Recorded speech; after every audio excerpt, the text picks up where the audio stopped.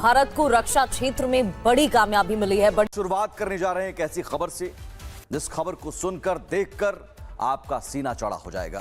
मोदी सरकार की जंगी जुनूनियत खित्ते को तबाही के दहाने पर ले आई नया भारत अमन नहीं। आगे चलकर नाज़रीन आपको एक इंतहाई इंटरेस्टिंग दिलचस्प वीडियो दिखाएंगे। ये मैसिवली इस वक्त इंटरनेट के ऊपर वायरल है, पूरी ग्लोबली वायरल है और पूरी दुनिया इसे देख रही है और एंजॉय कर रही है।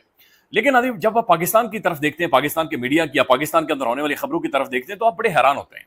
आज मैं प्रोग्राम का आगाज एक ऐसी खबर से कर रही हूँ कि जिसको सुनकर कुछ देर के लिए मेरे हवास साथ छोड़ गए थे। और दर्शकों, बहुत बड़ी अपडेट हम आपको दे दे, डीआरडीओ की अब तक की सबसे बड़ी सफलता। दरअसल डीआरडीओ लेकर आ गया है आसमान का नया सिकंदर आर्चर एनजी यानी कि नेक्स्ट जनरेशन ड्रोन। शुरुआत में डीआरडीओ इसे सिर्फ एक जासूस ड्रोन बना रहा था, लेकिन बदलते हुए ग्लोबल हालातों को देखकर भारत ने अपनी रणनीति बदल दी और इसके रोल को पूरी तरह से रीडिजाइन कर लिया। एक ऐसा ड्रोन बना लिया है कि जो F-35 और स्टेल्थ को भी निशाना बना सकता है।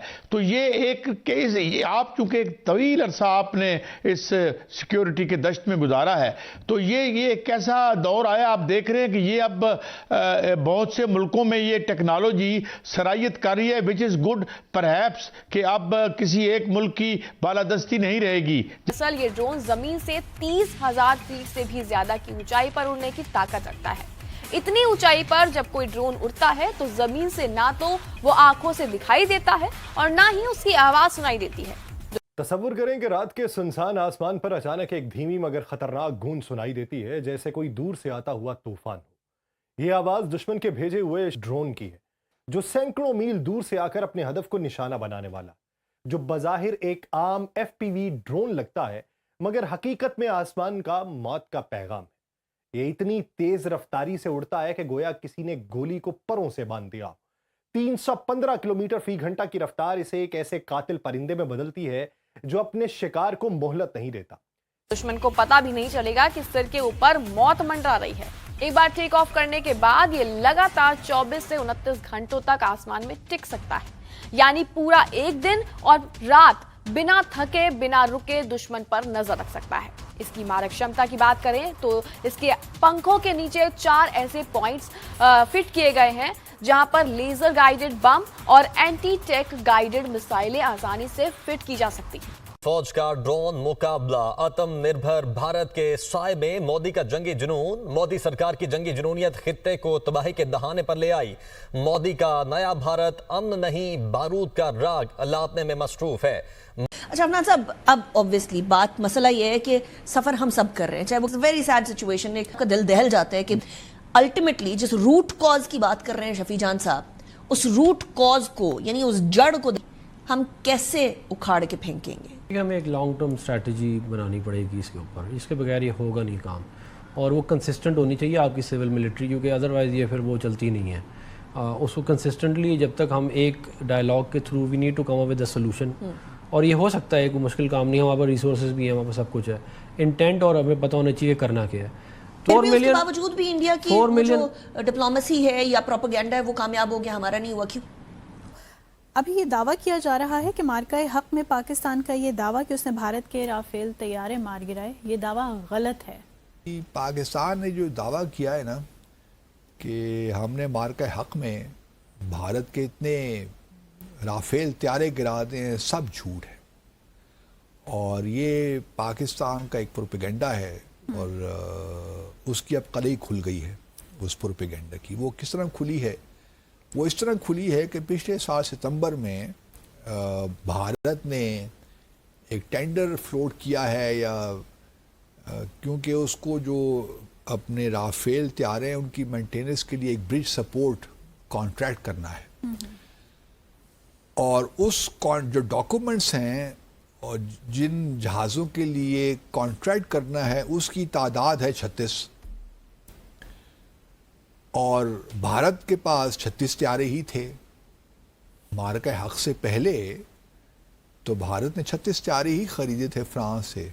कह सकते हैं कि भारत का तो कोई तैयारा पाकिस्तान ने नहीं मार गिराया।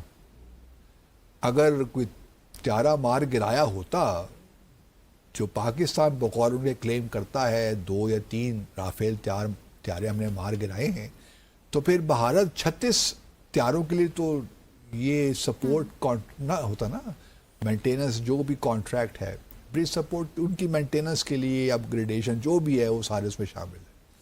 तो फिर भारत 33 त्यारों का कहता, 32 त्यारों का कहता, ये क्या कि 36 त्यारों की बात करती, तो जिससे मालूम ये होता है कि कोई पाकिस्तान ने राफेल त्यारा नहीं गिराया। अब देखें सारी की सारी दी एंटायर जो प्रोसेस है आपका, वो ये बताता है कि यो आपका जो फ्यूचर है वो इस चीज़ से लिंक है कि आपने सस्ती चीज़ बना के बेचनी है। इंडिया ने अपना डिफेंस बजट भी बढ़ाया अपनी एयरफोर्स कैपेबिलिटी बढ़ाने के लिए। आपको पता है इंडिया ने जो अपनी मेरा ख्याल है, if I am not wrong, India ने जो अपना कुछ 8.5 ट्रिलियन रुपीस का बजट, जो कि 90 अरब डॉलर कह लो यार, मतलब 86.7 बिलियन डॉलर तो वो मानते हैं ना इस साल। मैं वैसे हमेशा पता नहीं 80 क्यों कह देता हूँ, 90 अरब डॉलर कहना चाहिए, 90 अरब डॉलर। 86.7 बिलियन तो इंडिया मानता है। उन्होंने the earmarked for this fiscal year, ये जो अभी हुआ, क्यों कि वो कह रहे हैं कि जो एयरफोर्स के अंदर डेफिशिएंसीज हैं वो पूरी करनी है। नमस्कार दोस्तों, जय हिंद। दोस्तों, भारत ने एक ऐसा ड्रोन बनाया है जो 30,000 फीट के ऊपर ऊंचाई से उड़ता है और इसकी मारक क्षमता काफ़ी तेज है और ये किसी भी रडार में नहीं पकड़ा जाएगा क्योंकि इसकी जो बॉडी बनी हुई हार्ड प्लास्टिक है जिसमें रेड को ऑब्जर्व करने की क्षमता है, जिसकी वजह से इसके पास से लौटकर कोई भी सिग्नल वापस नहीं जाएगा।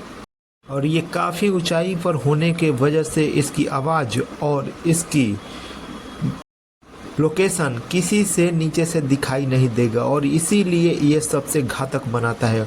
और उतनी ऊंचाई से ये सटीक हमले करने में माहिर है और इसके साथ भारत का गाइडेड मिसाइल भी लगा है। और ऐसा हथियार भारत में बनते देख पूरी दुनिया हैरान है और ख़ासतर अगर बात की जाए पाकिस्तान की तो ये देखकर काफ़ी चिंतित है और उनकी होश उड़ चुका है। दोस्तों, वीडियो पसंद वीडियो को लाइक करें, शेयर करें, चैनल को सब्सक्राइब करें। ये 16% इंक्रीज है इस साल के जो डिफेंस बजट के अंदर, और जो इंडिया का डिफेंस बजट है that is 15% of the total expenditure of the federal government. 3 डाटे आपके पास होने चाहिए। 1, इंडिया का defence budget is $87 billion, 16% increase किया है और 15% of the total expenditure of India का जो फेडरल गवर्नमेंट का बजट है ये उसका है। तो आप इससे अंदाजा